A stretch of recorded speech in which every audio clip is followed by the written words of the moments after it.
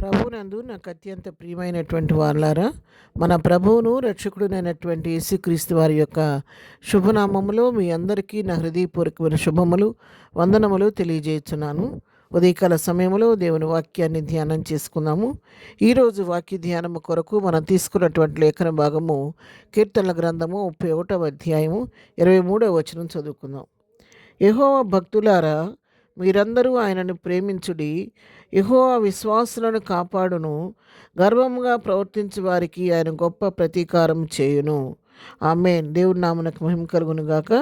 ఇక్కడ ఈ వాక్య భాగాన్ని మనం గమనించినట్లయితే, యెహోవా భక్తులారా, మీరందరూ ఆయనను దేవుని ప్రేమించండి అని భక్తుడైన దావీదు మనకు తెలియచేస్తున్నాడు. అంతేకాదు, మనం ఆ విధంగా దేవుని ప్రేమిస్తున్నప్పుడు, దేవుని యందు విశ్వాసం కలిగిన వారిగా మనం ఉన్నప్పుడు, యెహోవా విశ్వాసులను ఆయన కాపాడుతాడన్న సత్యాన్ని కూడా ఇక్కడ మనకు తెలియచేస్తున్నాడు. అంతేకాదు, ఎవరైతే దేవుని ప్రేమించకుండా తన స్వబుద్ధిని ఆధారం చేసుకొని, స్వనీతిని ఆధారం చేసుకొని, మాకంటే జ్ఞానం కలిగిన వారు ఎవరు, మాకంతా తెలుసు అనుకొని ఎవరైతే గర్వంగా డంబముగా ఉంటారో, అటు విధంగా ప్రవర్తించే వారికి ఆయన గొప్ప ప్రతీకారం కూడా చేస్తాడనేటువంటి విషయాన్ని ఇక్కడ మనం గమనిస్తూ ఉన్నాం. కాబట్టి దేవుని బిడ్డలమైన మనము దేవుని చిత్తానికి లోబడి దేవుని కృప కొరకు కనిపెట్టుకునేవారిగా ఉండాలి. విశ్వాసంతో ప్రభు వైపు చూసేవారిగా ఉండాలి. కానీ మనల్ని మనం హెచ్చించుకొని డాంబికంగా ప్రవర్తిస్తూ మనల్ని మనం హెచ్చించుకుంటూ మరి గర్వంగా ప్రవర్తించేవారిగా ఉండకూడదనే విషయాన్ని ఇక్కడ మనం తెలుసుకుంటూ ఉన్నాం. దీనికి మంచి ఉదాహరణ లేఖన భాగంలో మనం చూడగలుగుతాము.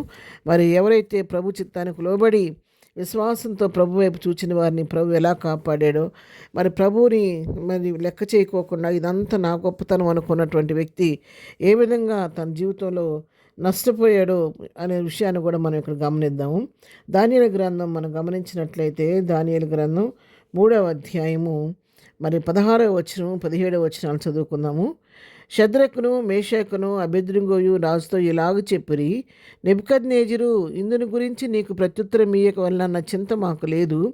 మేము సేవించుతున్న దేవుడు మండుచున్న వేడిమి గల ఈ అగ్నిగుండంలో నుండి మమ్మల్ని తప్పించి రక్షించుటకు సమర్థుడు. మరియు నీ వశమున పడకుండా ఆయన మమ్మల్ని రక్షించును.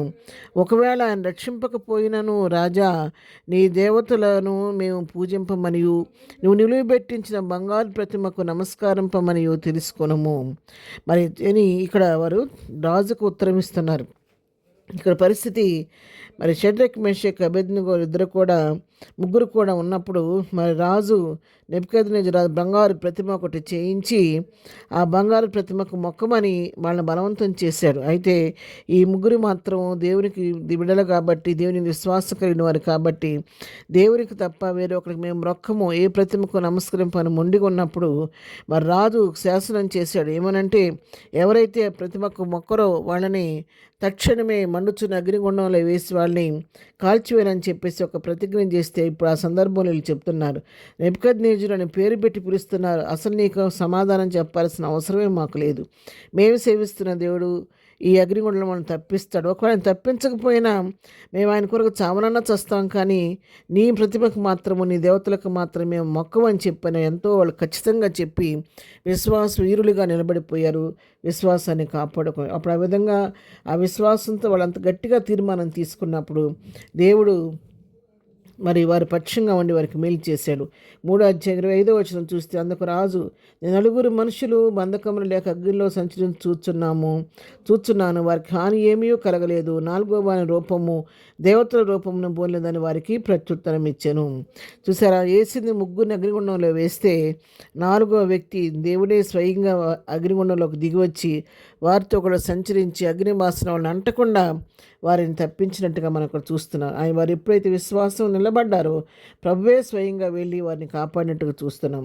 మరి అదేవిధంగా దానియేలు గ్రంథం 4వ అధ్యాయంలో మనం చూస్తే, మరి నెబుకద్నెజరు రాజు 30-31 వచనాల్లో, రాజు బబులోనును ఈ మహా విశాలపట్నం నా బలాధికారమును నా ప్రభావ ఘనతను కనపరచుటకై నా రాజధాని నగరముగా నేను కట్టించినది కాదా అని తనలో తాను అనుకున్నాను. రాజు నోట ఈ మాట ఉండగా ఆకాశం నుండి ఒక శబ్దం వచ్చెను. ఏదనగా, రాజుకు నెబుకద్నెజరు, ఇదే నీకు ప్రకటన, నీ రాజ్యము నీ యొద్ద నుండి తొలగిపోయాను, తమ యొద్ద నుండి మనుషులు నిన్ను తరిమెదరు, నువ్వు అడవి జంతువుల మధ్య నివాసం చేర్చు, పశువుల వలె గడ్డి మేసెదవు. చూసారు, ఎమ్మటే ఎప్పుడైతే తను హెచ్చించుకున్నాడో నెబుకద్నెజర్ రాజు గర్వంగా మాట్లాడాడు, వెంటనే గొప్ప ప్రతీకారం వచ్చింది. అతడు పశువుల వలె గడ్డి మేయడానికి అడవిలోకి నెట్టివేయబడ్డాడు. మరి అతను ఆ విధంగా తీర్పు పొందుకొని గర్వం అణచబడినట్టుగా మనం చూస్తున్నాం. కాబట్టి ఆయన విశ్వాసులను కాపాడే దేవుడు, గర్విష్ఠులను గద్దించే దేవుడు. కాబట్టి ఆ విధంగా మనము కూడా ప్రభువుకి ఇష్టలుగా, దేవునికి విశ్వాసులుగా, ప్రభు కృపకు పాత్రులుగా జీవించాలని ఈ వాక్యం ద్వారా మనం హెచ్చరించబడుతూ ఉన్నాం.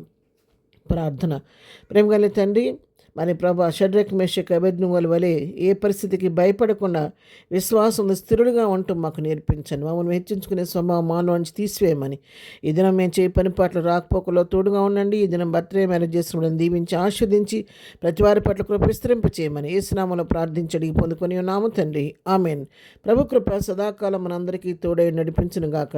ఆమెన్.